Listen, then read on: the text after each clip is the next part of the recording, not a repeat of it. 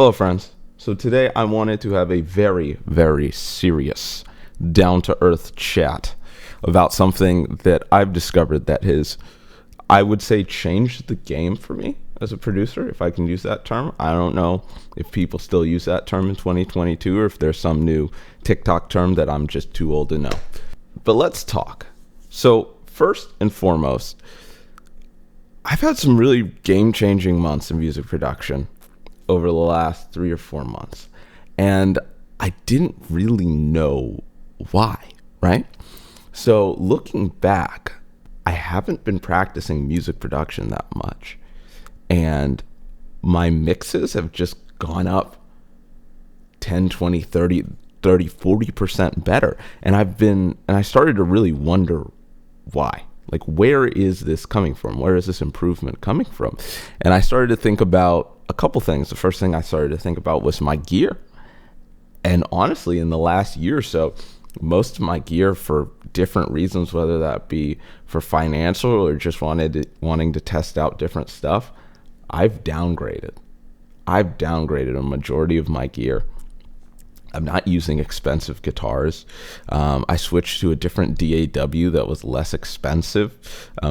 My audio interface, I went from something using an Apollo Twin, which is kind of one of the industry standards for like home studio musicians, to using a Focusrite Scarlett 2i2 just to save a little bit of money.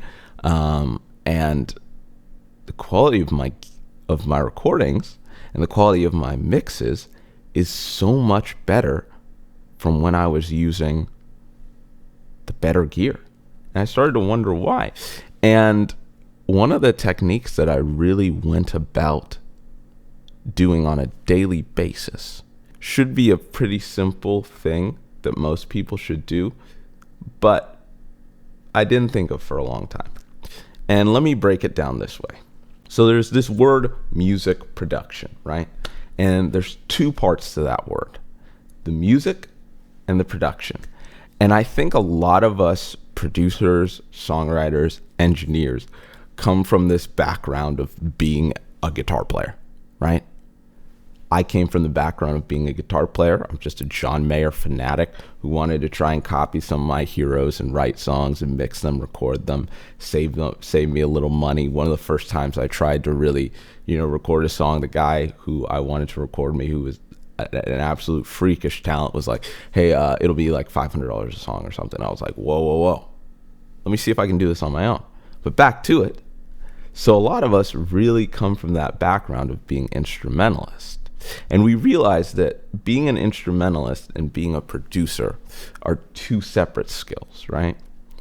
It's very different just being able to play a great guitar solo and being able to really arrange things in a way that'll be comfortable for the listener and that will be pleasing to the listener.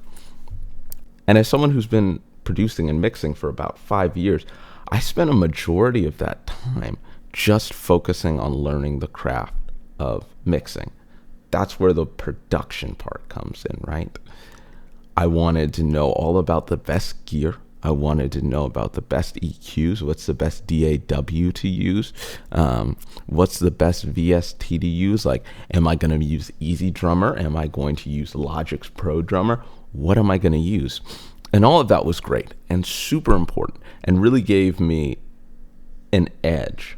But what I was noticing was the music I was making still wasn't good. Like, I knew all of these terms. I knew all about, latency. I knew all about, how to mic up an acoustic guitar. I do all of this and that. But like I said, my music still wasn't very good. And then I started to do something different. I took that word music production and I was like, what if I took out the production side for a while? Now, I'm a pretty excessive guy, and I like to kind of go all into things. And that can be both good and bad. But that's besides the point. The point of this is to say I really started to take the music part of that and really go all in on it. I looked at some of my favorite producers. And some of my favorite producers, what I noticed is that these guys aren't trained studio engineers. They're not the most classically trained producers. But they're still coming up with some of the best mixes I've ever heard. And they're not doing that much to their guitars. There wasn't some secret EQing to the acoustic guitar. They weren't using these mics that were just crazy expensive. But they were getting some of the best recordings I've ever heard. Guys like Corey Wong, guys like Mark Lettieri. And I was like, what's the difference between what I'm doing and what they're doing? I mean, Corey Wong's out here using a Highway 1 Strat from like 2003, and he's getting some of the best guitar tones and recordings I've ever heard with guys like Tom Misch going straight into Logic doing a bass amp. What's the difference between me and him? It's very simple. Corey Wong is a phenomenal guitar player. He's not just focusing on the production part, he's focusing on the music. One of the things I love that a lot, and I mean a lot of producers online say is you need to get it right at the source, right? If something doesn't sound good going into the microphone, there is no EQ, there is no compression that'll fix that thing. And as songwriters, as guys who need, in this day and age, to be jack of all trades, we need to be able to do it all. And one of the things that's really forgotten about is we need to be good musicians. And I just wasn't a good musician. And I didn't start taking those 10%, 20%, 30%, 40% increases to my mix until I just sat down 5 hours a day and just started practicing guitar. Yeah, I practiced guitar for 5 hours a day for months. And my mixes improved by a lot.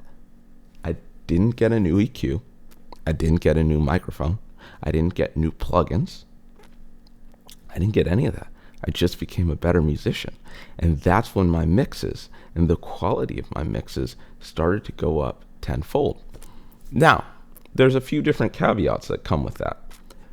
I am not saying 100% gear doesn't matter. Gear does, in a sense, matter to shape your tone, okay? Tell a guitar player that a Les Paul and a Strat sound the same, and we're mostly peaceful people from the majority of what we've met, of the people I've met, but somebody will throw hands. Somebody will throw hands if you tell them that. But what you need to know is that if you don't have the music part down and you just have the producer part down, you're not going to get anywhere. Another way I noticed that was kind of as a singer. Now, I'm a guitar player who just loves writing songs. I love writing songs. Never been trained singer, and when I first started producing, I wanted to sing my own songs. And luckily, I had some friends who were brave enough to tell me that my voice was less than favorable. Some harsh words were used, like straight up bad. You are a bad singer. And my mixes didn't start getting better until I took an honest look at my singing voice and said, okay, maybe this needs to get better. But the moral of all of this is to say, right, with our two words, music and producer, both of those words matter, right? Both of those words are incredibly important. And if you're not willing to put time and effort into both of them, nothing's really going to work for you. And you won't really get the best product that you possibly can get. You won't be able to get make the best possible music that I know you as a songwriter want to make. But practicality, let's get into it. How do I actually do this? Couple things I would suggest, whether this is for a period of time or whether this is every single day for the rest of your life. You need to practice your instrument. You need to practice your instrument. If you're a guitar player and you're trying to be a good producer, probably spend an hour a day. That's all. Sometimes even 30 minutes just practicing guitar. I promise you your productions will get better. I promise you your arrangements will get better. If you're a drummer, just go to a metronome. If you're a bass player, same thing. And I would recommend putting the phone away, literally just going to a click track. You can even take a couple breaks in the middle of it. Learn some harder songs. And that's how you'll really get better. Number 2, Don't neglect the production side either. Just because I'm not trying to be this just music stan. Don't learn Logic. Don't learn Pro Tools. Don't learn about EQs. Don't learn about anything. Learn the production side. Listen to arrangements. Listen to arrangements. Watch YouTube videos of people breaking down how they arrange things, and then combine those two and be the most masterful engineer in the history of these United States of America. Anyway, if you found any of those tips helpful, thanks for watching. If you're still watching, if you found those tips helpful, make sure to subscribe and like this video. It really, really helps me out. And for the most part, have a great day.